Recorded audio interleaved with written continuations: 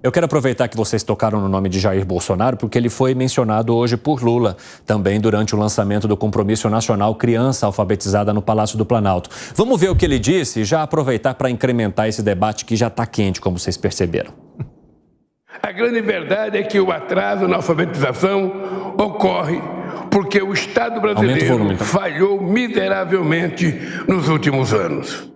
Falhou porque achou que repassar recursos para as escolas de ensino fundamental era gasto, iria comprometer o tal do equilíbrio fiscal.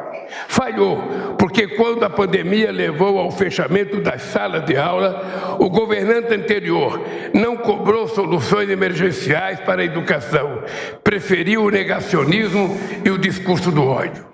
Lula fazendo uma comparação, então, com o governo anterior, lembrando Jair Bolsonaro mais uma vez em seu discurso, como tem feito nas últimas retóricas. E eu quero trazer para vocês, então, essa principal frase de que ele prefere o negacionismo e o ódio a investir numa educação básica de qualidade. Alan Gani.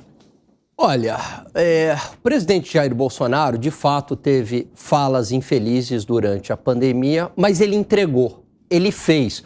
O Brasil foi um dos países que mais vacinou no planeta, Piperno. Então, assim, o discurso do Bolsonaro não foi dos melhores, é verdade. Mas o Brasil vacinou e vacinou a rodo. Vacinou mais que a União Europeia, na média. Vacinou mais que os Estados Unidos. Em termos de mortes per capita, não ficou muito diferente. O Segré, eu sei que tem esses dados, não ficou muito diferente de Reino Unido, Estados Unidos, enfim.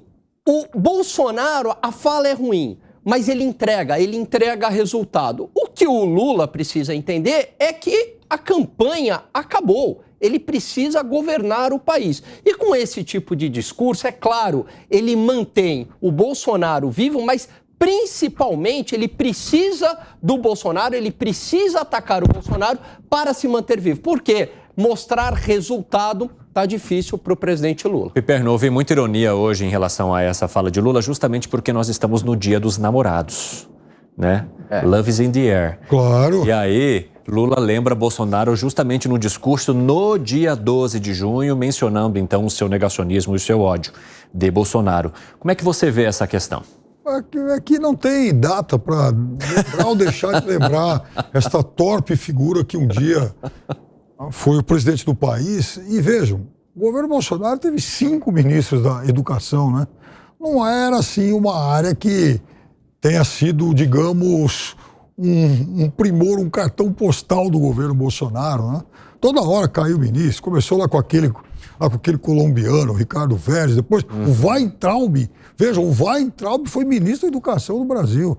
Ele que às vezes trocava C cedilha por 2S e vice-versa. Então, não dá para discutir. Depois teve a tentativa de anúncio de um ministro que estava com o currículo todo... 3 dias. Aí, o Haddad se gabou que colava em prova de economia e foi ministro da Educação. O outro lá, o outro, como que chama aí, tinha lá o ministro do Pastor Gate, o Milton Ribeiro e tal. Não dá, né? E você, Gustavo Segré? Lula precisa deixar de revanchismo para conseguir governar com tranquilidade? Deveria, mas é uma questão natural de confronto a outra ideologia para manter a militância ativa. O Lula está parecendo aquele senhor de um casal que separou, mas a única coisa que fala é da ex-esposa. É a mesma coisa. Isso não contribui, de qualquer maneira, em termos desse negacionismo.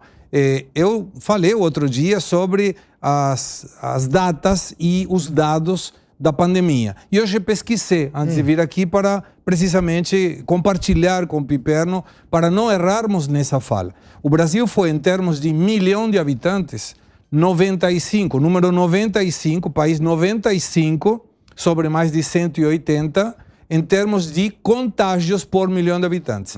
E 21 em termos de falecidos por 1 milhão de habitantes. Então vamos lá. E aí a questão é, países como Estados Unidos estão pior. Países como Reino Unido, pior. A grande maioria dos países europeus que fechou tudo está pior que o Brasil. Então, e o que isso indica ou justifica? Que não é tão assim. Mas a narrativa que mencionava Alan é valiosa. Eu estive agora, na sexta-feira, que não estava em São Paulo, peguei um táxi e a pessoa falou, não, o Bolsonaro errou, porque ele negou a pandemia. Falei, mas você tem algum problema de vacina? Não, mas ele negou. Então olha como o discurso atrapalhou de alguma forma. Não é o dado, é o discurso.